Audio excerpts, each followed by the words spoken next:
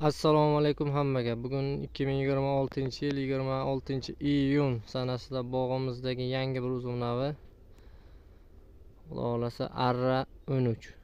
Bu navimiz yirik, o'ta erta pishar nav hisoblanadi. Buxoro shahrimizda bu yil sal salqin kelganligi sababli uzumlar pishishi biroz kechikdi. Mana bu hozir Husayn uzumlarimizni holati. Mana bu Arra 13 ning holati. Inshaalloh bu bog'imiz Buxoro shahrida joylashgan. O'tgan yilgi payvand. O'tgan yilda olib kelib mana shu yerdan payvand qilganmiz. Tanani qalinligi mana shunday. Shu qalinlikka biz ikkita bosh qo'yib berganmiz. Mana bu bitta boshni kattaligi. Mana bu donlari, yirikligi, bosh ham donlari ham ancha yirik nav hisoblanadi.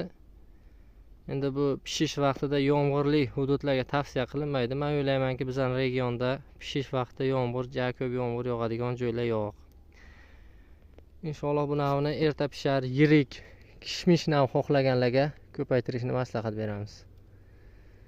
Erta chiqaraman, kishmish nav chiqaraman, yirik nav chiqaraman, rangli uzum, qizil uzum chiqaraman degan odamlar bemalol bu navni ko'paytirsalar bo'ladi. Inshaalloh Arra kompaniyasi bu dunyoga mashhur kompaniya. Bunaqa kompaniyani uzumlari ham menimcha yomon nav bo'lmaydi.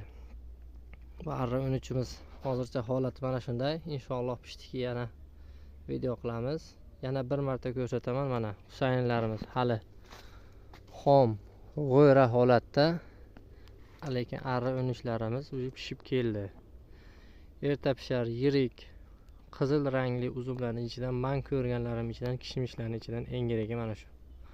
Xudo xolasa sog' bo'linglar, salomat bo'linglar, kuzatishni davom etinglar.